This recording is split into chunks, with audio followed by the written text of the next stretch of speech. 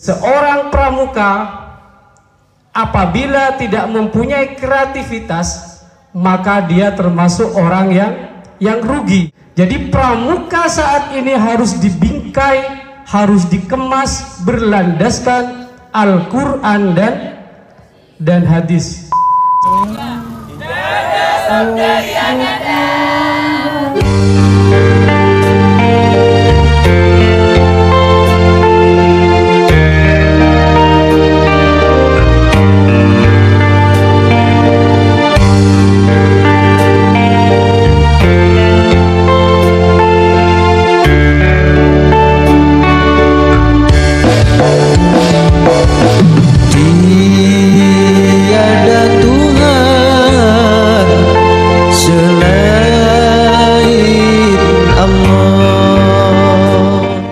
Kita bersyukur atas nikmat Allah Subhanahu wa Ta'ala, karena pada pagi hari ini kita semua kakak pembina dan peserta pramuka kelas akhir bisa diberi kemampuan bisa melaksanakan apel pembukaan perkemahan pada pagi hari ini. Salawat seiring salam mudah-mudahan tetap tercurah limpahkan kepada Nabi Muhammad sallallahu alaihi wasallam, kepada keluarganya, kepada para sahabatnya dan orang-orang yang istiqomah di dalamnya.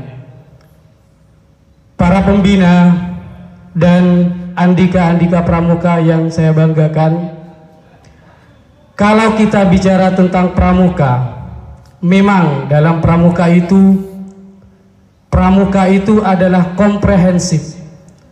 Semua ada di dalam kepramukaan, dari kepemimpinan, kesehatan dan lain sebagainya. Semuanya ada di dalam pramuka. Betul ya? Jadi jiwa pramuka itu harus kreatif, mempunyai kreativitas yang luas, itulah pramuka. Namun kali ini karena ini pramukanya kelas 3 yang semuanya insya Allah calon alumni yang baik dan hebat, kami akan mengulas tentang sebuah kepemimpinan. Apabila kita membicarakan tentang kepemimpinan, biasanya kita melihat sejarah yang termaktub dalam Quran dan dalam Al-Quran dan hadis tentunya. Kenapa? Karena kita semua beragama Islam dan beriman kepada Allah, maka yang jadi landasan kita untuk memimpin itu adalah Al-Quran dan hadis, termasuk kegiatan pramuka saat ini. Jadi pramuka saat ini harus dibingkai, harus dikemas berlandaskan Al-Quran dan hadis. Seperti apa kira-kira pemimpin itu? Karena ini calon pemimpin semua ini. Pemimpin yang baik itu adalah seseorang yang mampu mengayomi dan mampu membawa ke dalam kebaikan. Itulah pemimpin. Lalu apa saja kira-kira yang harus kita miliki, yang harus kita siapkan untuk menjadi pemimpin yang hebat? Yang pertama tentu ilmu yang luas dan mendalam. Jadi seorang pemimpin itu harus punya ilmu yang luas dan mendalam. Maka di dalam kepramukaan itu bermacam-macam. Ada ilmu seni, ada tali menali, ada kesehatan, P3K dan lain sebagainya. Karena memang pramuka tadi saya katakan komprehensif, yaitu arti luas. Jadi pramuka itu harus mempunyai ilmu yang luas dan mendalam. Maka oleh sebab itu ilmu harus kita cari dan ilmu itu harus kita kuasai. Ingat, pemimpin harus cerdas dan kreatif. Karena pramuka itu muncul dengan kreativitas. Seseorang pramuka apabila tidak mempunyai kreativitas, maka dia termasuk orang yang rugi. Kenapa? Karena pramuka itu harus pandai berkarya.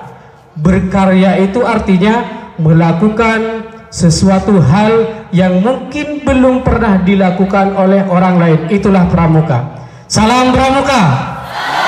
Itu yang pertama. Kemudian yang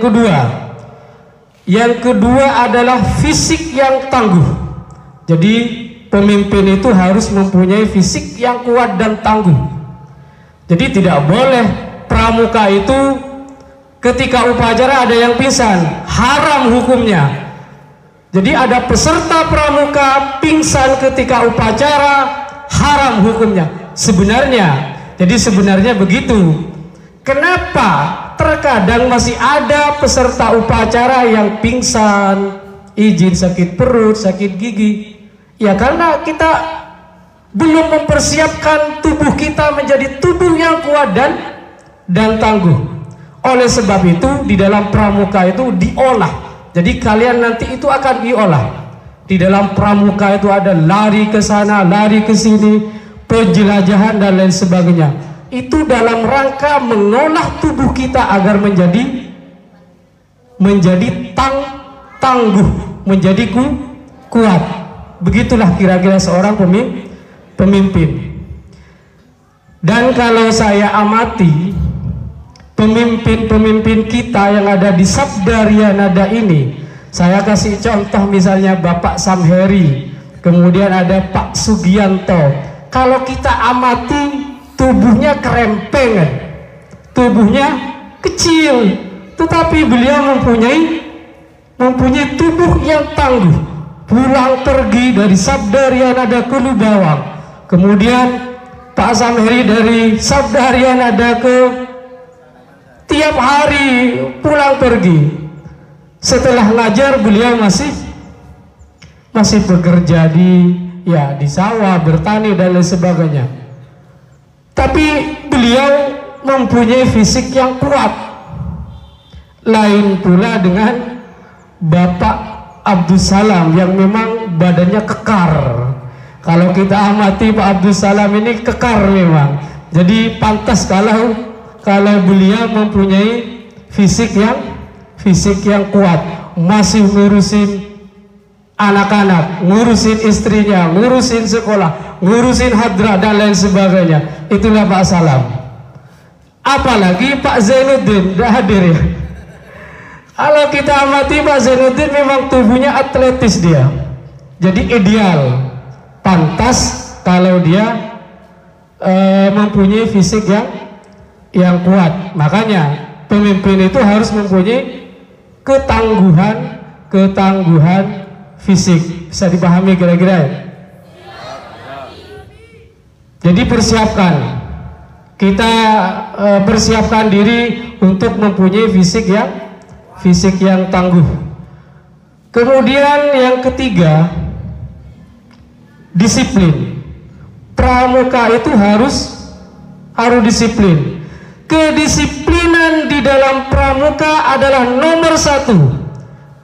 Jadi ketika pembina nanti meniup peluit, tidak ada yang namanya 1, 2, 3 cepat. Tidak ada. Jadi anggota pramuka ketika mendengar peluit dari pembina, jadi mereka harus cepat-cepat datang dan lapor, siap melaksanakan tugas. Itulah pramuka. Jadi harus disiplin. Paham ya? Jadi tidak ada lagi misalnya nanti apalagi sampai 10 hitungannya. Pembina 1, 2, 3, 2,5, 4,5. Wah, ini kacau ini. Berarti tidak memiliki jiwa disiplin. Tapi alhamdulillah pada pagi hari ini pembina dan andika-andika pramuka semuanya disiplin waktu. Saya dijadwalkan jam berapa kira-kira? Jam 7.30. Alhamdulillah nyampe sini jam 7.30 sudah langsung dimulai. Saya pikir itu kalau biasa-biasanya kalau jadwalnya 7.30 itu minimal jam 8 baru dimulai, kadang sampai jam 9 begitu. Itu yang sering-sering terjadi, dan alhamdulillah pramuka hari ini disiplin semua. Salam pramuka. Tepuk tangan untuk pembina dan andika-andika pramuka.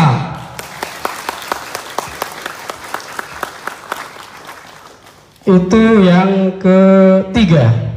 Kemudian yang terakhir, fokus. Bagaimana kita menjadi seorang pemimpin kalau kita tidak bisa fokus ke depan? Fokus itu artinya, jadi manakala di kanan kiri kita ada yang mau menjatuhkan kita, maka abaikan. Jangan dihiraukan. Jadi tujuan kita adalah fokus untuk mencapai sebuah tujuan. Itulah pemimpin. Jadi jangan mengabaikan yang di kanan dan kiri kita. Jadi harus fokus. Makanya jangan sampai kita itu suka menikmati hasil, tetapi harus menikmati proses. Artinya apa? Kalau kita suka menikmati hasil, apa saja kita kerjakan, apa saja kita lakukan hanya untuk mencapai tujuan, tapi dia tidak tahu prosesnya bagaimana. Makanya sekali lagi harus pandai-pandai menikmati proses, nikmati perjuangan, nikmati pedih dan perihnya perjuangan. Jadi kita harus berjuang, fastabiqul khairat, berlomba-lomba dalam kebaikan. Jadi perjuangan itu memang perih, perjuangan memang pedih, tetapi pada akhirnya kita akan bahagia. Jadi orang yang pandai menikmati proses, dia akan bahagia di kemudian hari, insya Allah. Kita belajar kepada guru kita, para ulama, mereka itu mempunyai jiwa yang fighter. Fighter itu artinya petarung. Jadi harus berani berjuang untuk mencapai sebuah tujuan. Itu kira-kira ya. Baik, ini saja yang bisa saya sampaikan. Mudah-mudahan bermanfaat bagi saya dan bagi andika-andika pramuka dan pembina.